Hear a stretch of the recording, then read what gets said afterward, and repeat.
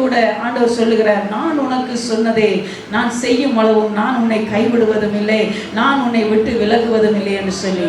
அப்படி என்று சொன்னா நீங்க யோசிச்சு பாருங்க, ஆண்டவர் எங்களுக்கு சொன்னது சில நேரம் நிறைவேறாமல் இருந்தாலே நல்லது. ஏன் சொல்லுங்க, அவர் என்ன சொல்லுகிறார், நான் சொன்னதை செய்யும் அளவு உன்னை கைவிட மாட்டேன்.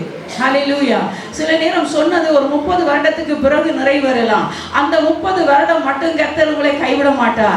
ஏனென்றால் அவர் சொன்ன காரியம், அவர் போட்ட விதை, அவர் விதைத்த வசனம், அவர் சொன்ன வாக்குத்தத்தம் உங்களுக்குள்ளாக கிரியை செய்து கொண்டே இருக்கும், நிறைவேறும் வரையும். ஹல்லேலூயா.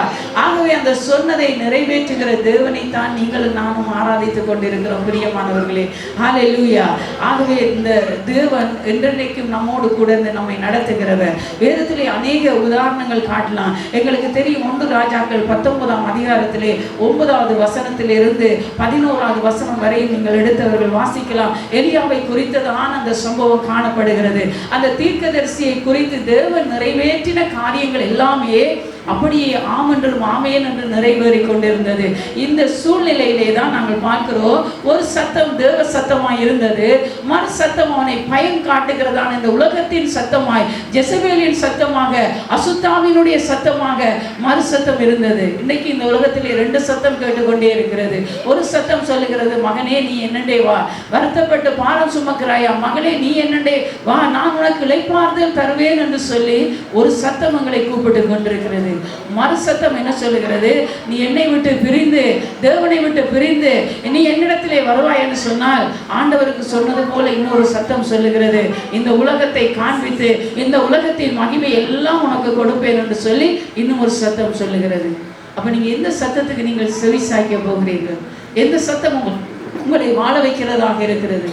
எந்த சத்தம் உங்களுக்கு உங்களுடைய வலது கையை பிடிக்கிற சத்தமாக இருக்கிறது? எந்த சத்தம் எங்களோடு கூட இருந்து எங்களை விடுதலையாக்குகிறது என்பதை நாங்கள் அறிந்து கொள்வோம் என்று சொன்னால், நன்றாக நாங்கள் புரிந்து கொள்கிறவர்களாக இருப்போம் என்று சொன்னால், அந்த சத்தம் நித்தியம் வரைக்கும் எங்களை நடத்தி செல்லுகிறதாக இருக்கிறது. பரலோகம் மட்டும் எங்களை கொண்டு போகிறதாக இருக்கிறது. ஹல்லேலூயா.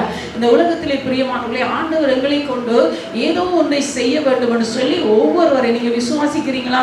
இந்த இடத்திலே கூடி வந்திருக்கிற ஒவ்வொருவரை கொண்டும் ஏதோ ஒன்று ஆண்டவர் செய்ய போகிறார். பிரியமானவர்களே, அவருடைய சத்தத்துக்கு நாங்கள் செவி சாய்ப்போம் என்று சொன்னால், ஆண்டவர் நேர்த்தியான வழியிலே போய், ஏனென்றால் தேவன் நல்லவராகவே இருக்கிறார். ஹல்லேலூயா.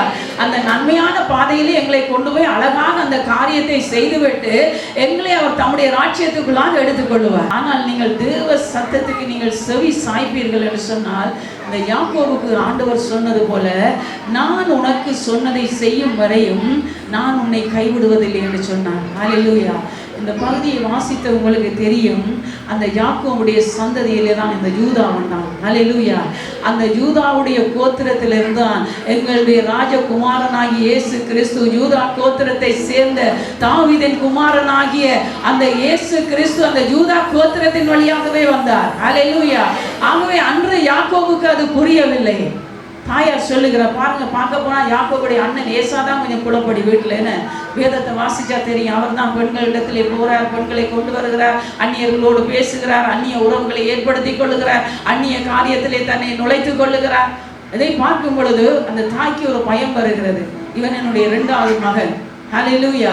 இவன் மூலம் தேவன் திட்டம் வைத்திருக்கிறார், என் சந்ததியை பெரிதாக்க போகிறார், வானத்து நட்சத்திரங்களைப் போல, கடற்கரை மணலை போல பெருக போகிற சந்ததி, பட்டணங்களை கர்த்தர் கொடுக்க போகிறார், கிராமங்களை கொடுக்க போகிறார். உங்களுடைய கரத்திலே தேவன் உங்களுடைய கிராமங்களை, உங்களுடைய பட்டணங்களை தேவன் கொடுக்க வல்லமையுள்ளவராக இருக்கிறார்.